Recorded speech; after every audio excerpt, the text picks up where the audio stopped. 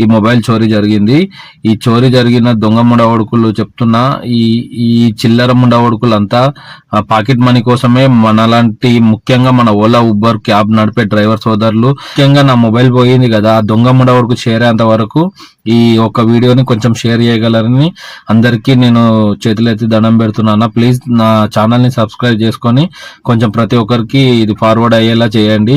అలానన్నా ముండవడుకునికి సిగ్గు వస్తుందో శరం వస్తుందో అని నేను అనుకుంటున్నాను. పాపం డ్రైవర్ కష్టాలు ఎలా ఉంటాయి అన్నది వాడికి తెలియదు.